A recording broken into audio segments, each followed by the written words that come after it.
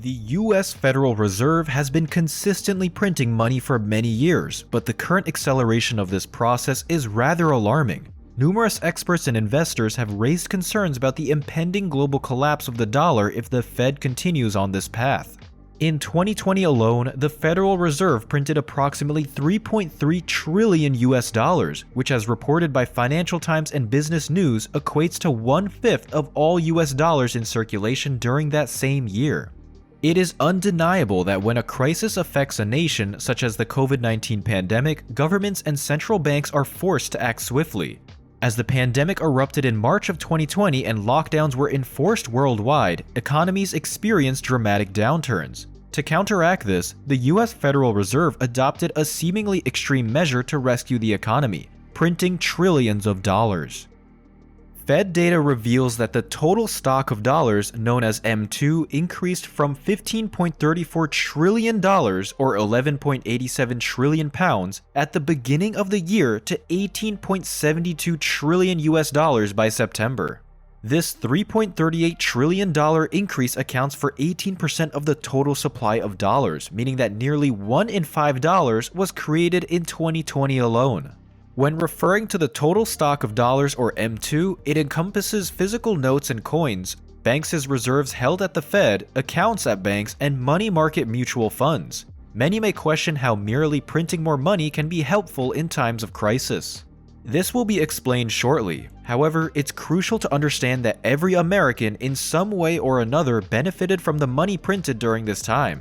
Amid the pandemic, the government issued checks to all Americans, extended unemployment benefits, IRS rebates, or direct checks of $300, $1,200, or $2,400 for married couples, and an extra $500 per child. All of these funds came from the newly created money in circulation. In simple terms, the primary incentive for printing money is to stimulate borrowing. As banks have a large number of loans available, interest rates generally remain low, ensuring that borrowing remains affordable. For instance, the Federal Reserve's interest rate plunged from 1% to 0.25% in March of 2020.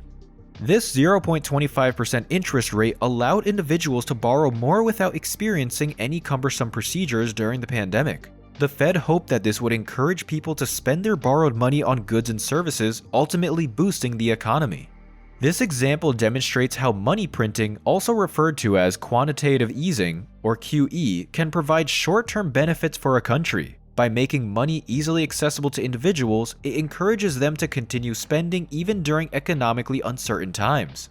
Although this method has its merits, it is essential to consider the long-term consequences and potential risks of printing money at such a rapid rate. While the US economy stabilized during the pandemic's peak, the consequences of the money printing policy have deeply impacted both the national and global economies. Short-term solutions often have negative long-term ramifications, as demonstrated by the inflation triggered by the growth in the nation's money supply. The US Federal Reserve's policy also resulted in a significant devaluation of the US dollar. Money itself holds no intrinsic value but derives worth from its purchasing power, which depends on the quantity and quality of goods and services it can buy or exchange. Inflation is a clear indication of currency devaluation. American economist and Nobel Memorial Prize winner Milton Friedman famously said that inflation occurs when too much money chases too few goods. With more money available to everyone, people are more willing to spend and buy items they previously couldn't afford. However, companies, producers, and manufacturers haven't necessarily increased their production. To combat the surge in demand, they are forced to raise the prices of their goods and services. Thus, when the money supply increases without a corresponding rise in output, everything becomes more expensive. Let's explore a practical case study illustrating how fluctuations in the money supply can impact the economy. The Federal Reserve is responsible for assessing current market conditions and deciding whether to adjust the money supply. They can achieve this by altering the discount rate banks pay on short-term loans or by buying or selling securities from banks, thus modifying the amount of money these institutions have in reserves. In scenarios where the Federal Reserve increases the money supply at a faster rate than the economy's growth, inflation occurs. Here, the money circulating within the economy outpaces the production of goods. Consequently, more money chases after the limited goods available in the market. Consider a hypothetical economy with $100 and 100 bananas. If everyone used their money to purchase all bananas, the average price per banana would be $1. Now, imagine the government increasing the money supply by 10% to $110 while the economy only managed to expand banana production by 5% to 105 bananas. Since the amount of money rose more than the number of bananas, the average price per banana would now increase to around $1.05. The authorities believe that distributing additional money in the form of checks during the pandemic would enable low-income earners to afford essential items. However, prices have surged, rendering many products unaffordable to the general population and leaving us back where we started. Besides inflation, alterations to the money supply can lead to severe economic consequences. If the disparity between the money supply and economic growth becomes substantial enough, a currency's value starts to deteriorate rapidly, potentially leading to hyperinflation.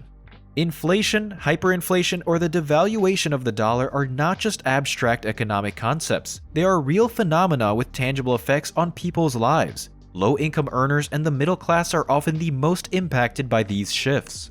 Inflation's impact on money's value manifests as a decrease in a dollar's worth over time.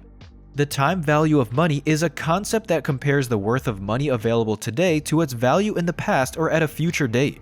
Inflation raises the price of goods and services over time, effectively reducing the number of goods and services you can buy with $1 in the future compared to $1 today. However, if your wages remain constant while inflation causes prices to increase significantly, a larger percentage of your income will be needed to purchase the same goods or services in the future. Understanding the relationship between the money supply and your finances is critical for making wise financial decisions and protecting your financial security during an economic downturn.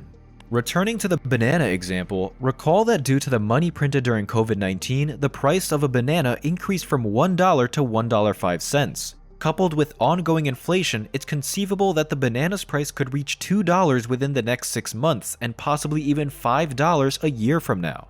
Suppose you do not invest the money you have today in equity securities, debt instruments, or interest-bearing bank accounts. If you keep $1 in your pocket today, that dollar's value will be lower 1 year from now. The decline of the US dollar is already underway. Historical precedents suggest that such events are likely to recur. For instance, the German mark was backed by gold until 1914, similar to how the US dollar was supported by gold reserves until 1971 when the US abandoned the gold standard.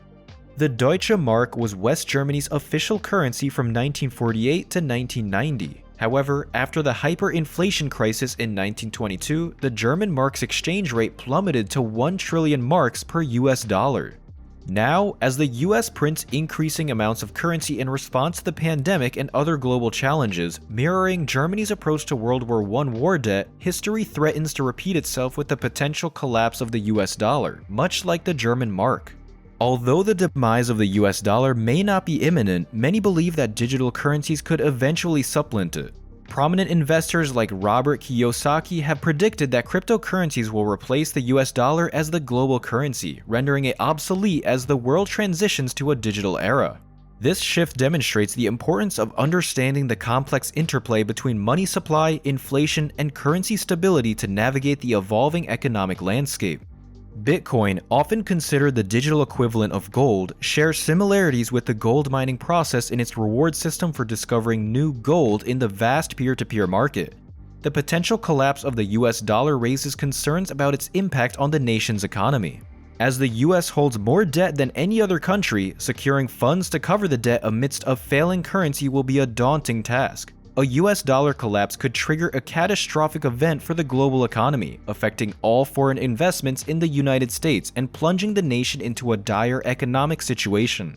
The consequences would be disastrous for the American economy and create a ripple effect across the globe. To prevent this collapse, the US government must assume responsibility for its monetary policy and adopt a more sustainable approach. One solution could be addressing the country's budget deficit. Since the US government spends more than it earns, money printing has become a necessity. By lowering the budget deficit, the government can decrease the reliance on money printing and stabilize the US dollar. An alternative solution could involve adopting a global currency. This would remove the need for countries to depend on their currencies, helping stabilize the global economy. While implementing a global currency requires international cooperation, it offers a possible solution to the issue of currency devaluation. By considering these options and taking a proactive approach, the US government could avert a potential currency collapse and its far-reaching consequences. Enjoyed the video? Now watch this one.